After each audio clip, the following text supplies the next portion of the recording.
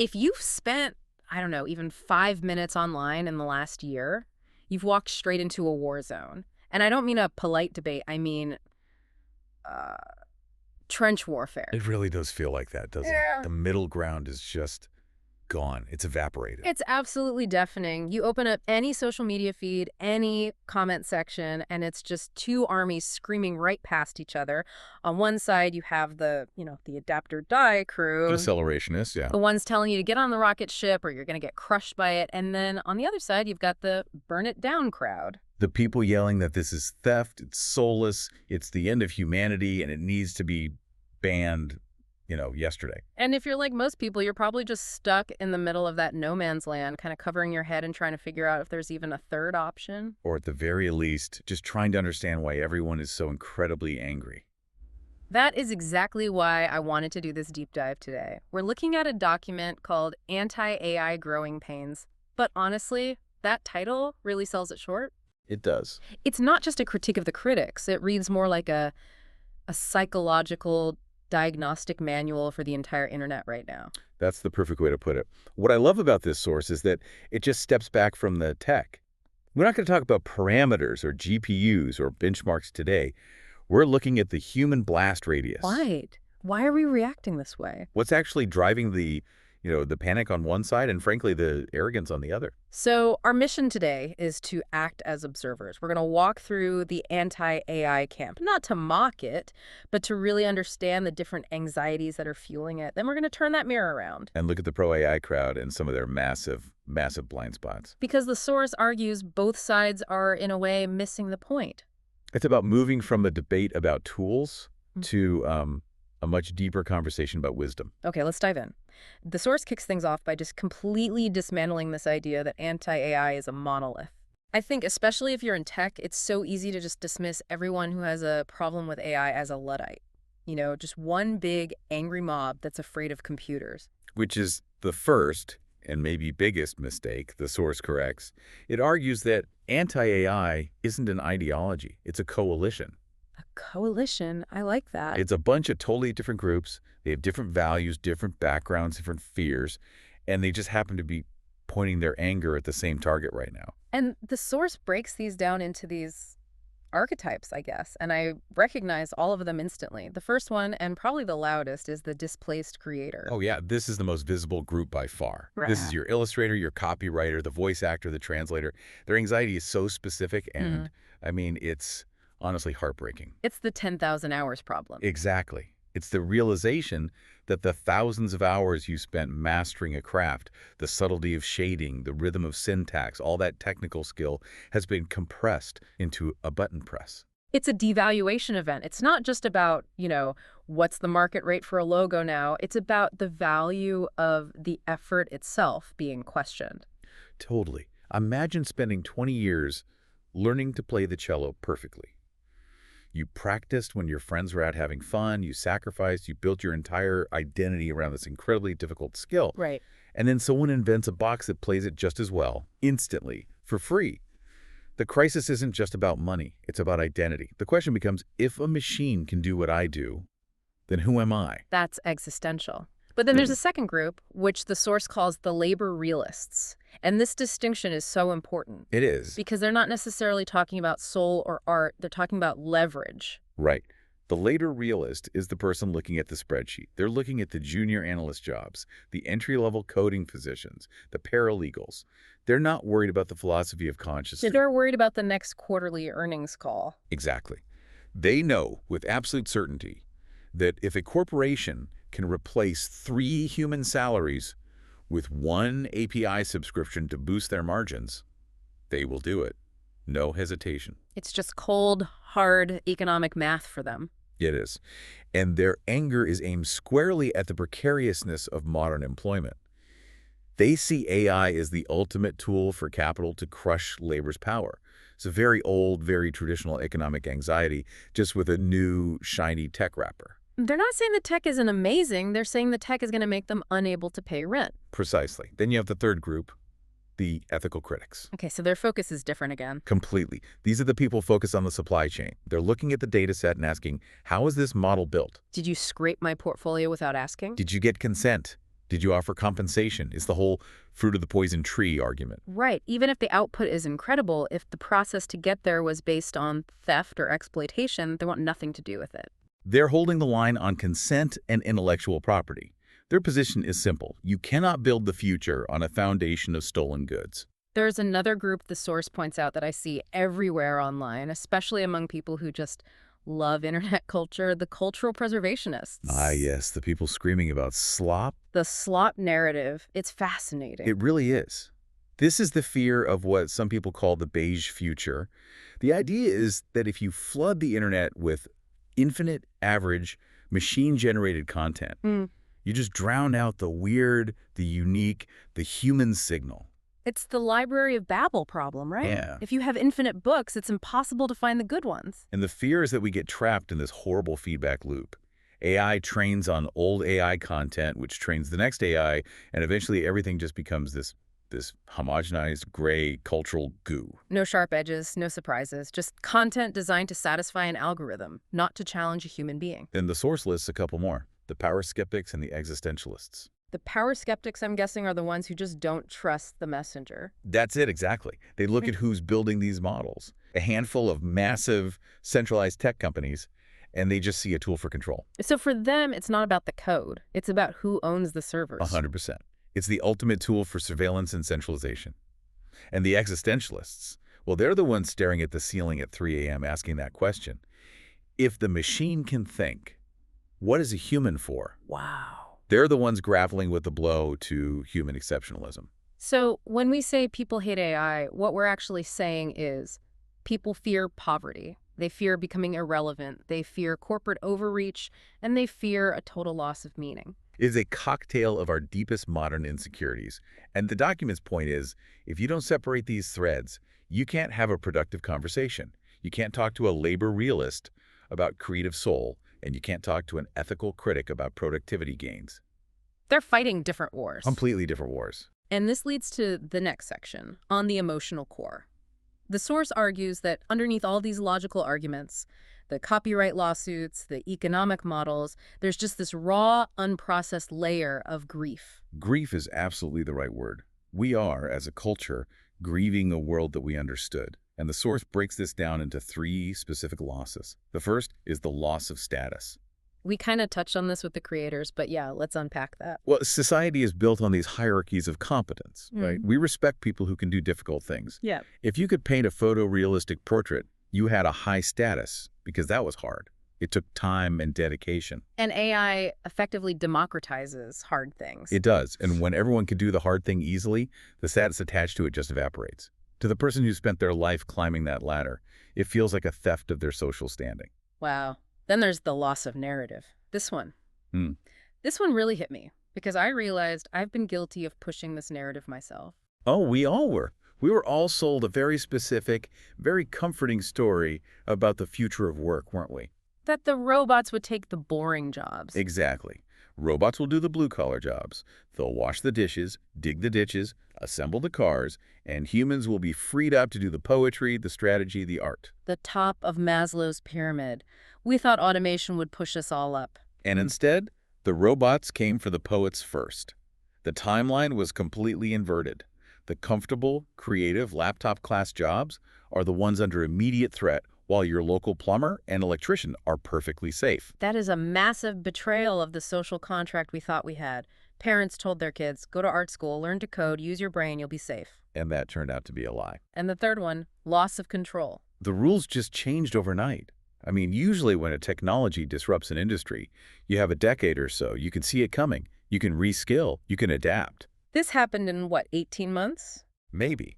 You woke up one morning, and the career path you were on suddenly had a giant sinkhole in the middle of it. That suddenness, that lack of warning, creates kind of trauma. You feel like you have absolutely no agency over your own life. The source connects this trauma to something it calls the scapegoat effect. And I think this is absolutely critical for understanding the sheer rage we're seeing online. It's a classic mechanism of displacement. I mean, let's be honest. We're living in a really difficult time. Housing is unaffordable. Wages have been stagnant for decades. The gig economy has destroyed worker protections. People are stressed. Burnout is at an all-time high. But global capitalism is a really abstract enemy. It's so hard to be angry at a systemic economic theory. You can't punch a spreadsheet. But you can yell at ChatGPT. Exactly. AI is the perfect scapegoat. It's new, it's visible, it's non-human. It's the perfect face for this terrifying acceleration. The source argues that a huge amount of the anger we see directed at AI is actually anger at the economic system that forces us to compete with it in the first place. There's a great line in there. AI didn't create these problems, it exposed them. It exposed the fact that our economy doesn't actually value human dignity. It values raw output. And if a machine can produce the output cheaper, the market will drop the human without a second thought. That's not the machine's fault. That's the market's fault. But we attack the machine because it's the thing right in front of us. It's the tangible symbol of our own replaceability. And when we attack, the source notes how the language shifts into moralization. This is where the discourse just gets so toxic. This is a defense mechanism, right? It's a textbook defense mechanism. Right. When you feel powerless, you try to regain control by seizing the moral high ground. And you see it in the vocabulary. It stops being, I don't like this technology. And it becomes, this is theft, this is lazy, this is cheating. Real artists don't use AI. Right. By framing it as a moral failing, you create a neat little in-group of pure, virtuous humans and an out-group of lazy, corrupt tech bro traders. It protects your ego. It simplifies a terrifyingly complex world into a simple story of heroes and villains. But the source warns that this is a trap, a dangerous one. Why a trap? Because the moment you decide a tool is fundamentally evil, you lose the ability to have a nuanced conversation about how to regulate it or use it wisely. You can't negotiate with evil. You just have to destroy it. And if destroying it is impossible, which probably is, then what? Then you're just left screaming at the rain. Yeah. You sacrifice your agency because you refuse to engage with the reality of the situation. You paint yourself into this corner of moral purity, but from that corner, you have zero ability to influence the final outcome. Okay, so we've looked at the anti-AI side with, I hope, some real empathy. We can see the grief, the fear, the economic anxiety. But now we have to pivot. Time to tread the mirror. Because the source is equally critical of the pro-AI side. The tech optimists, the futurists, it argues they are not helping. In fact, they're often digging their own grave with their rhetoric. The pro-AI blind spots are huge. And I think for anyone listening who works in tech, this part of the document is a really, really hard pill to swallow. They think they're the heroes bringing fire to the masses. But to everyone else, they look like arsonists. Exactly. The first blind spot the source identifies is tech optimism as a moral shortcut. You hear this constantly. It's inevitable. The genie is out of the bottle. You can't stop progress. And it completely shuts down the conversation. It's this subtle move where you're basically saying, well, because it's happening, it must be right that it's happening. Right, like momentum equals morality. And the source has a great comeback for that. It says, inevitability explains motion, not justice. Right. Just because a tsunami is coming doesn't mean we shouldn't build a seawall or help people get to higher ground. Using it's inevitable is just a lazy way to avoid taking any responsibility for the damage. It allows the creators of the tech to just wash their hands of the consequences. It feels so callous. It's like saying, well, the asteroid is going to hit anyway, so why bother trying to evacuate? It completely dismisses the human cost. Which brings us to the second blind spot, transitional harm. Yeah, this is a big one. Pro-AI arguments almost always skip to the end credits. They talk about the utopian end state. In 20 years, AI will cure cancer, we'll have limitless clean energy, and we'll all be on UBI pursuing our passions. The Star Trek future. Right. But they completely, utterly ignore the 20 years between now and then. The messy middle. If you're a concept artist or a truck driver, hearing that humanity will be better off in 2045 doesn't help you pay your mortgage in 2026. They're literally asking people to sacrifice their entire livelihoods today for a utopia they might not even live to see. And then they're shocked and offended when people aren't grateful for that offer. It's a massive empathy gap. The tech optimist is usually sitting in a position of complete safety, telling someone in a position of extreme danger to just be patient. Another huge point of friction is the democratization argument. You know, AI democratizes creativity. Now, anyone can be an artist. Anyone can write a book. This is the classic Silicon Valley sales pitch. And look, on a technical level, it's true. The barrier to entry for creating something drops to basically zero. But the source points out a really harsh reality. Access does not equal visibility. Just because I can make a movie on my laptop doesn't mean anyone is ever going to watch In it. fact, it's the opposite. When everyone can create infinite high-quality content instantly, the supply of content goes to infinity. But human attention, that's a fixed resource. We all still only have 24 hours in a day. So you're not removing the bottleneck, you're just moving it. You're creating a much, much worse one. Attention becomes the scarcest, most valuable resource on the planet. You aren't democratizing success, you're just shifting the gatekeepers. Instead of being blocked by a lack of equipment or skill, you're now blocked by the noise. You're just drowning in a sea of other AI-generated content. It's not a creative renaissance, it's a content tsunami. And it creates a new kind of inequality, where the only people who win are the ones who have mastered the distribution algorithms. Wow. Okay, and speaking of creators, we have to talk about the prompt engineer. Oh boy, yes we do. This is where the culture clash is at its absolute loudest. The source really critiques the way the pro-AI side talks about prompting. You have people putting prompt engineer in their LinkedIn bio and acting like typing a sentence into a chatbot is the same as spending 20 years learning oil painting. It's what some people call the stolen valor problem. When a pro-AI person says, I created this, and all they did was type Cyberpunk City in the Rain, neon lights, it feels deeply, deeply insulting to people who actually put in the work to develop foundational skills. It just minimizes the entire concept of craft. Totally. And the source suggests a reframe here that I think is so helpful. It says prompting should be thought of as orchestration, not authorship. Orchestration and not authorship. I like that. That distinction is everything. When you prompt, you're a director. You're a conductor. You're commissioning the work from the machine. You are not the violinist. You are not the sculptor. You're curating, not creating from scratch. If the pro-AI side would just admit that, if they would just say, I orchestrated this or I curated this instead of I made this, I swear 50% of the anger would just dissolve overnight. It's the overclaiming of skill that drives people insane. But the biggest failure of all, according to the source, isn't an argument or a blind spot. It's just the tone. The smugness, the condescension. Adapt or die. Have fun staying poor. Learn to code. It's just a communications disaster. You could be 100% right about the technology. You could have all the data in the world to prove that AI is going to save humanity. But if you deliver that message with a sneer, if you mock people for being afraid, they will reject the truth just to spite you. The messenger matters as much as the message. The source says the pro-AI side mistakes progress for compassion. They think because they're building the future, that automatically makes them the good guys. But they forget to be kind to the people who are stuck living in the present. If you can't show a shred of empathy for the person whose entire career you're automating away, you're not a visionary. You're just a jerk with a compiler. And people do not listen to jerks. Never. So we have the anti-AI side trapped in grief and moralization, and the pro-AI side trapped in arrogance and empathy gaps. And caught in the middle of this mess is the language we use to fight. The buzzword. The vocabulary of resistance, as the source calls it. Which brings us to segment 3. Let's look at these words. Slop, soulless, fake. We hear them every single day. We do, and the source analyzes them not just as insults, but as cognitive shortcuts. What does that mean, a cognitive shortcut? Okay, so imagine you see a piece of AI art, and it makes you feel uneasy. Yeah. Looks almost right, but something's off. The hands have 6 fingers, or the shadows don't make sense. The uncanny valley. Right. You're feeling a complex mix of the uncanny valley, plus your economic fear, plus some aesthetic distaste. That's a really complicated feeling to articulate. It takes a lot of effort to explain why it bothers you. So you just call it slop. You just grab the nearest, heaviest linguistic object and throw it. Slop is a weapon. It condenses all of that complex anxiety into one syllable that signals to your tribe, I'm with you, I hate this too. It's efficient.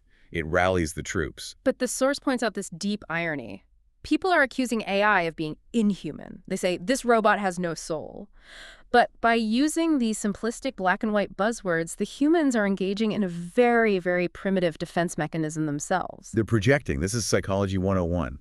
We feel these messy, vulnerable human emotions, fear, insecurity, jealousy. But instead of owning that vulnerability, instead of saying, I am scared this will replace me, we project badness onto the machine. I'm not scared. The machine is evil. Exactly. It protects the ego. It turns your vulnerability into a feeling of righteousness. This raises a really fascinating question that the source dives into next. Why do smart people, brilliant artists, academics, intellectuals, why do they fall into this kind of black and white thinking? You'd think they would be the ones to see the nuance. This is the wisdom gap. And honestly, for me, this is the most profound part of the entire analysis. We have to make a clear distinction between intelligence and wisdom. Okay, lay it out for us. How does the document define them? Intelligence, it says, is pattern recognition. It's processing speed. It's the ability to juggle abstractions. And intelligence scales really, really fast. You can learn to code in a few months. You can read 100 books in a year. Okay. And wisdom? Wisdom is emotional regulation. It's the ability to hold two competing truths in your head at the same time without freaking out. It's the ability to delay certainty, to sit in the discomfort of, I don't know yet. Wisdom scales very, very slowly. It takes a lifetime of experience. So what happens when a highly intelligent person is faced with a massive threat like AI? Well, our modern world, and especially the online world, it rewards speed. It rewards intelligence. It suppresses wisdom. You're expected to have a hot take on everything instantly. So when that smart person feels their identity is threatened, Their intelligence stays online, but their wisdom goes offline. they become situationally unwise. That's the perfect term for it. When the thing that gives you status or puts food on your table is under attack, wisdom is the first casualty. You go into a primal fight-or-flight state. And they just use their high intelligence to build better, more sophisticated defenses for their emotional reactions. Precisely. A less intelligent person might just say, AI is bad. A highly intelligent person will write a 5,000-word essay on why large language models are ontologically incapable of true semantic understanding and therefore constitute a crime against metaphysics. Oh my God, I have read that exact essay several times. We all have. And look, they might even be right on some of the technical points, but the motivation is often the same. It's fear. They are just rationalizing an emotional rejection. They're not stupid.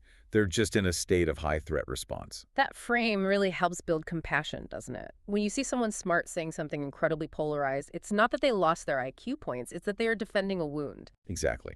And you can't logic someone out of a wound. You have to address the wound itself first. So if we want to try and bridge this divide, if we want to explain AI to someone without triggering that threat response, we need better ways to talk about it, better analogies, which is the next section, reframing authorship. This is so crucial for anyone trying to explain the real difference between lazy AI-generated slop and thoughtful AI-assisted work. Because to an outsider, they can look identical. They just see the finished product. The source's first suggestion is the calculator analogy.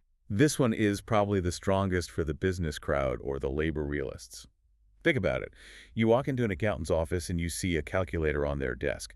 You don't scream, "You didn't do the math, you're a cheater." Real accountants use an abacus. Right, because we all understand the role of the calculator. We know the calculator handles the speed and the accuracy of the computation. But we also instinctively know that the human had to decide what to calculate. The human had to understand the tax code, the business logic. We assume there's a pile of scratch paper. We can't see the human thinking process. But with AI art or writing, people assume there is no scratch paper. They see the slick final image, and their assumption is you just pushed a button. They miss all the iteration, the curation, the rejected drafts, the human intent. They mistake the tool's visibility for a lack of human effort. They assume the machine did the thinking, not just the rendering. Another really good one from the source was the teleprompter analogy. If you see a news anchor or a politician using a teleprompter, you don't assume they have no thoughts of their own. You understand the teleprompter is a tool for flow, for delivery, for memory. It helps smooth out the speech. But the conviction has to come from the speaker. The conviction has to be real. If a speaker has no genuine belief in what they're saying, the teleprompter won't save them. They'll just look like a robot reading text. So AI can be a teleprompter for creativity. It can help with the flow, suggest the next sentence, unblock you. But it cannot generate the conviction. It cannot generate the why.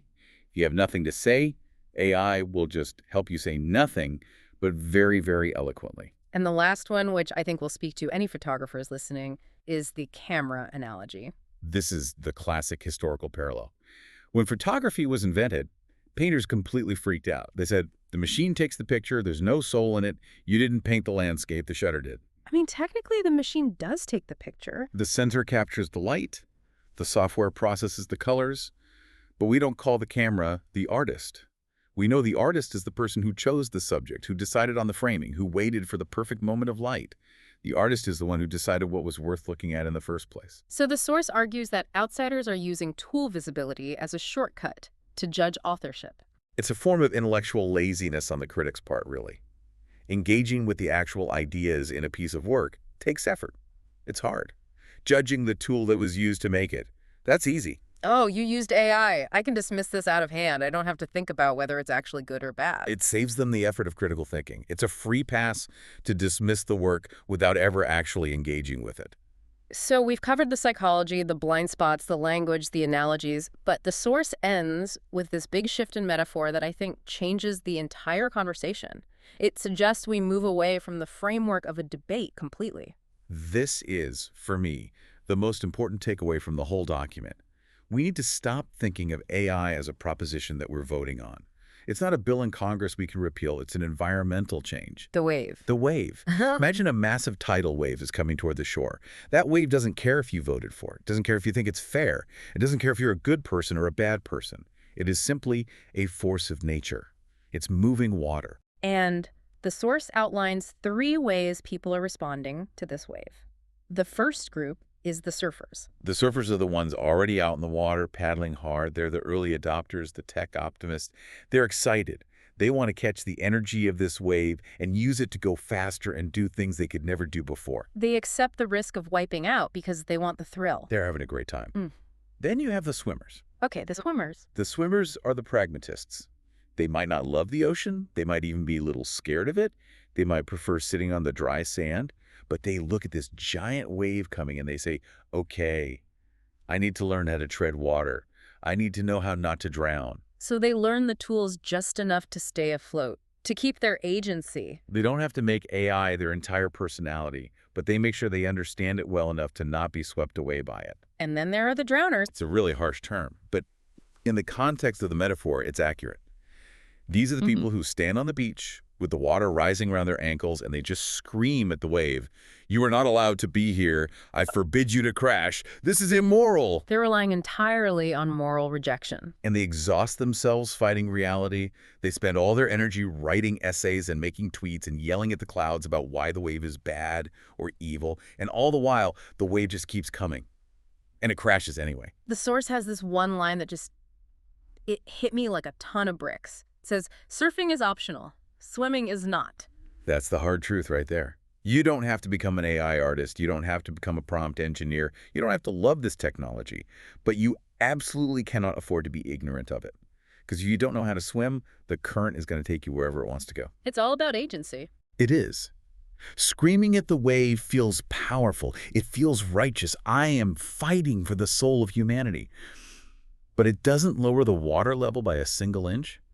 Real agency, real power comes from learning how to swim, because then you can get back to the shore and help decide what happens next. You can fight for regulation, for ethics, for fair use. But you can only do that if you're still afloat. If you drown in your own righteous anger, you can't fight for anything. This brings us to the end of our deep dive, and the source offers this final message. It's specifically for those people who feel like they're drowning. And I think it's really important we share this because a lot of you listening might be feeling that exact destabilization right now. It's a message of validation, really. It says if you feel dizzy, if you feel angry, if you feel like the ground is literally moving beneath your feet, you are not crazy and you are not broken. It's grief. It is 100% grief. You are grieving for the effort you put into a skill that now feels devalued. You are grieving for a status you thought was secure. You are grieving for a story about how the world works that just got completely rewritten without your permission. And that is real pain. It deserves to be acknowledged. And the call to action isn't get over it. No, not at all. The call to action is simply this. Remain conscious. Do not let the grief curdle into blindness. You can hate this technology. You can fight it. But do not let your hatred blind you to how it actually works. Because that certainty, that feeling of saying this is all fake, this is all trash, it feels safe, it feels like a life raft. But the source says certainty feels like air, but it sinks you faster than water. The people who are going to thrive in this new environment aren't the genius coders or the tech bros. They're the people who can sit with the profound discomfort of change long enough to actually learn from it. The people who don't exhaust themselves denying the wave. Awareness is the most powerful tool you have left. If you can see the wave clearly, you have a chance to navigate it. If you just shut your eyes and scream, you're at the mercy of the ocean. So to everyone listening, you don't have to surf. But please, for your own sake, Learn to swim. And remember, the water is just water. It's what we choose to do in it that matters. That's it for this deep dive. We'll see you in the next one. Stay afloat out there.